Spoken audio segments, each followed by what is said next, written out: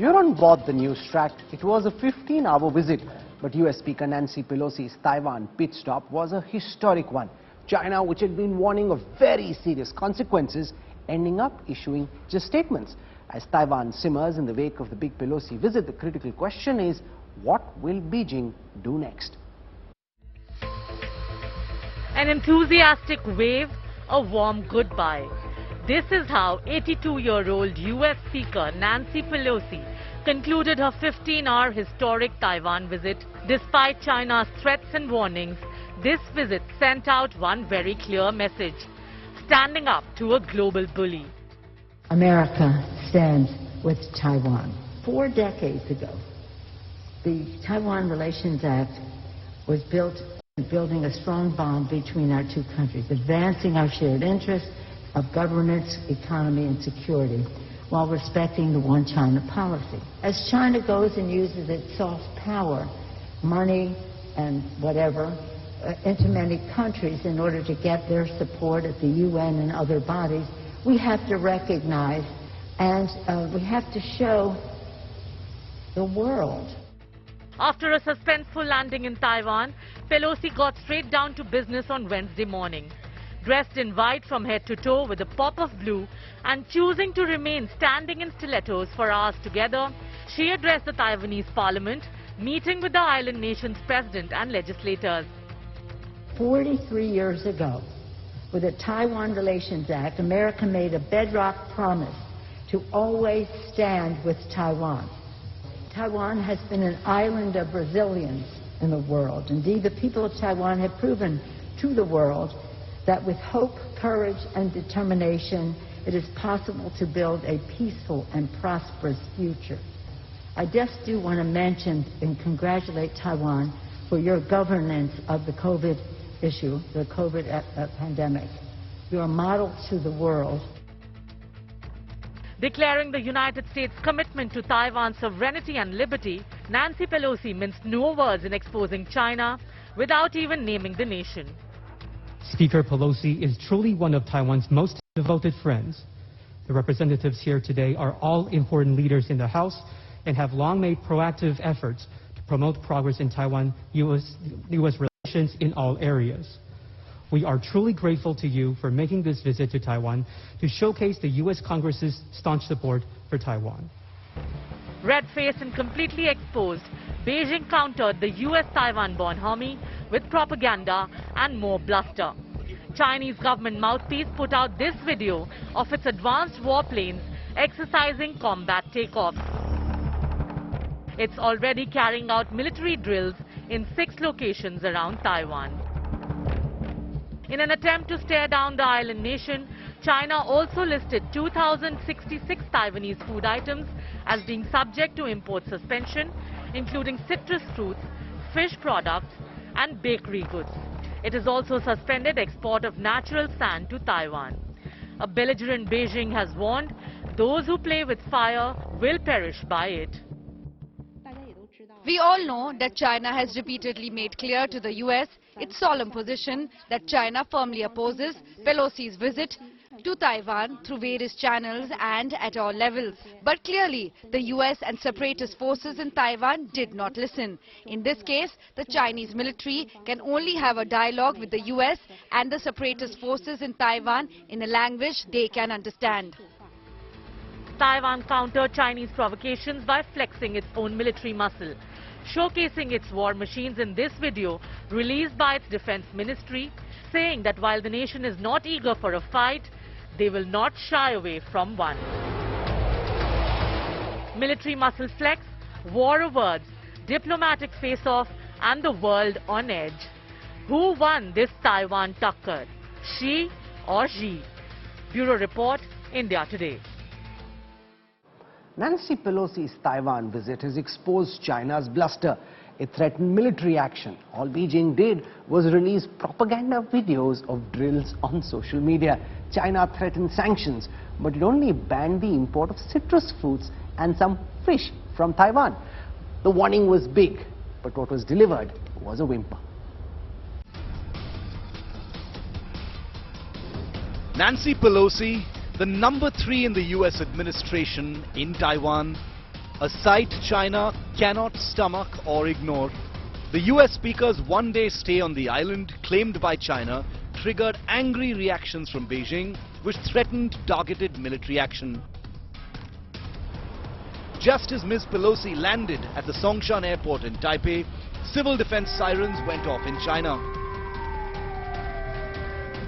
21 Chinese military aircraft entered the Taiwan air defense zone multiple times.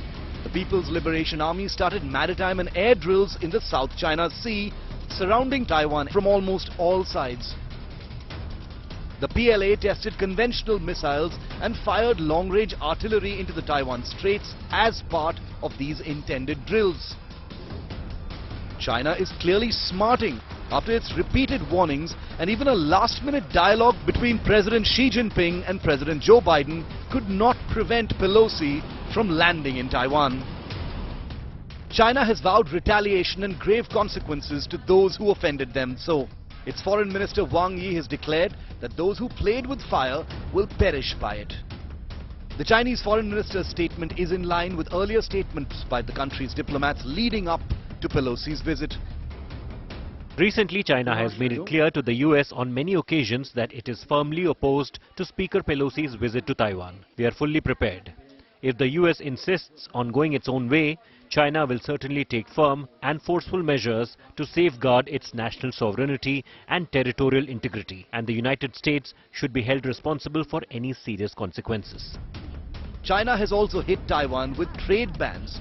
It has stopped the import of 2,066 Taiwanese food items, including citrus fruit, fish products and bakery goods. China has also suspended the export of natural sand to Taiwan. While it is really the US that's on China's radar, Taiwan may have to bear the brunt for now. Bureau Report, India Today. From military drills to trade bans to jets flying closer to Taiwan, China tried hard to oppose Speaker Nancy Pelosi's visit. Beijing will now be holding joint military operations, including maritime and air drills around Taiwan. The critical question is, will things get more complicated after Pelosi's departure?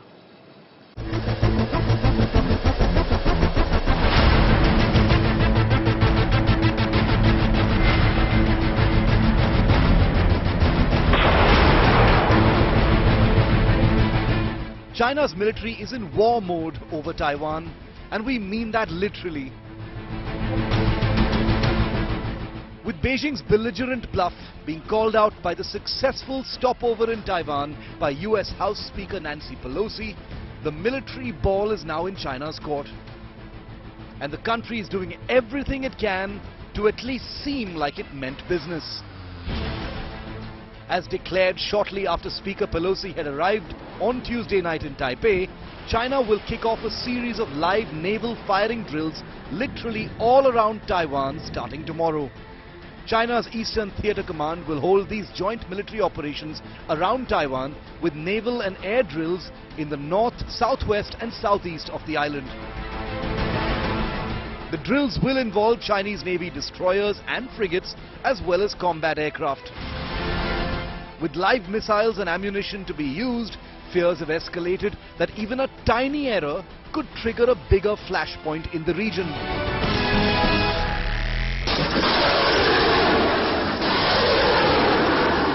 In fact, China has already begun long-range artillery firing in the Taiwan Strait and conventional missile test firing in sea regions east of the Taiwan island. The explicit muscle flexing by China is fully in keeping with the country's sustained grey zone campaign of intimidatory military tactics against Taiwan, short of an actual all-out attack.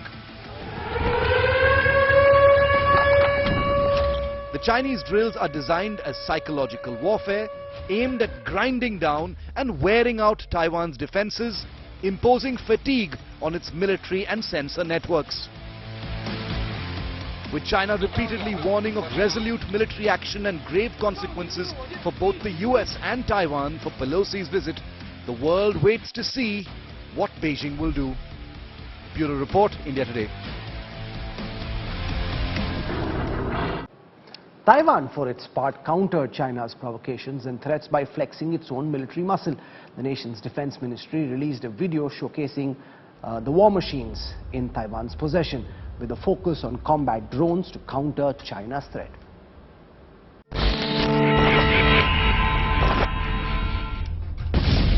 What does the surgical drone strike on Al-Qaeda terrorist chief Zawahiri have in common with faraway Taiwan? In case you're wondering, this tiny island off China's coast, that's now in the full blast of Chinese war drums, recently completed long-range test flights of its own clone of the US Predator drone. Designated Tengyong-2, the intended attack drone system was recently tested by Taiwan over ocean for the first time, proving its endurance and optical equipment.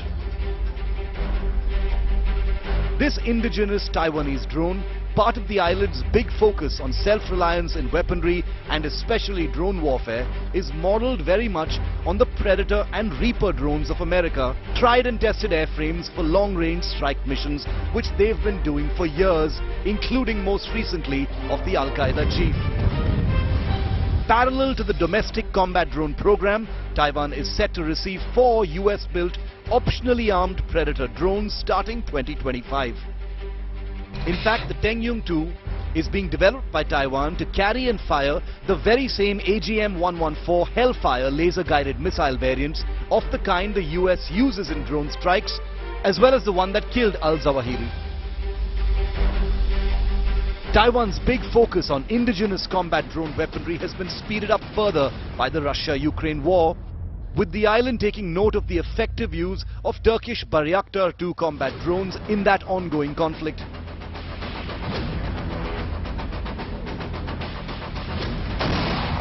Taiwan has already developed 2 suicide drones previously.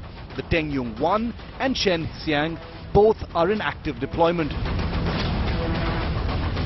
The national focus on combat drones is fully in keeping with Taiwan's so-called porcupine strategy, which is to defend against China using a multiplicity of small but painful counters that together offer a formidable proposition against any aggression or even a potential Chinese invasion. With vastly more internal resources, China is significantly ahead in the combat drone space, having developed and deployed the Wingloong 2 strike drone in the last few years. Advanced versions of the Chinese Wingloong 2 are capable of carrying a dozen strike munitions with flying endurance in excess of 24 hours, making them potent bombing platforms in active Chinese service. The Wingloong 2 has been exported to several countries, with Pakistan also signing up for at least 48 of the type. In the unlikelihood of open military hostilities, a drone war between China and Taiwan isn't beyond the realm of possibility. Both countries will be watching each other's programs very closely. Bureau Report, India Today. There are fears that the face-off between China and the United States over Taiwan could spell more trouble for Indian industry, which has already been battling a semiconductor shortage for the past 2 years.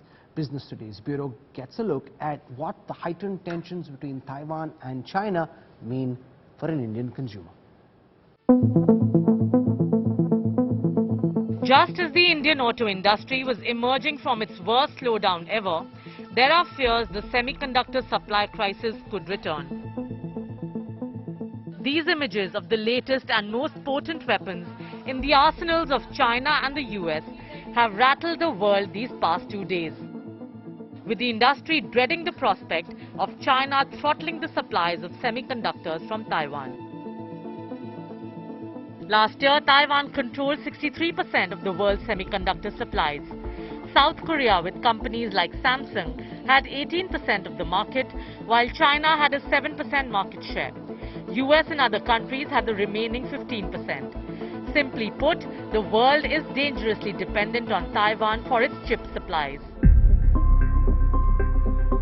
The great chip shortage of 2021 startled the industry and the world, which rudely woke up to the fact that their most critical high-tech components were at the mercy of foreign nations.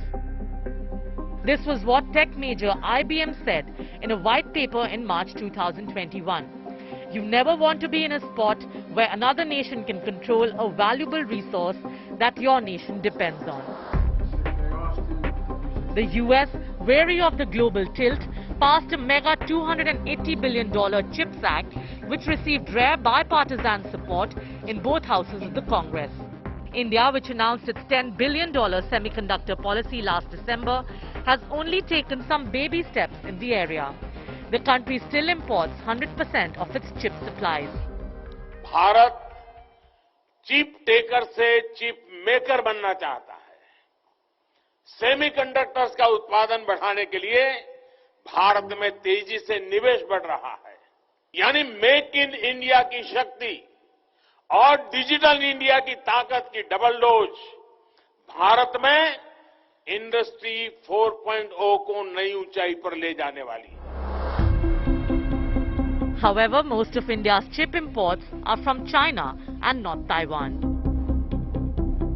Ministry of Commerce data shows India imported over $8 billion of digitally integrated circuits alone in 2021-22, of which China accounted for over 50% of supplies, a rise of 106% on year. This was followed by Hong Kong at around $1.85 billion. Singapore took third place, supplying chips worth $547 million, while Taiwan came fourth with supplies worth $470 million. Meanwhile, at least two international consortiums have expressed interest in investing in the semiconductor industry in India, with Karnataka, Gujarat, Maharashtra aggressively wooing the technology. While India may not be in the fab picture at present, one of the big advantages it enjoys is its strength in chip design. Nearly 20% of the world's design engineers are Indians, and most are employed by foreign companies in India. Bureau Report, Business Today Television.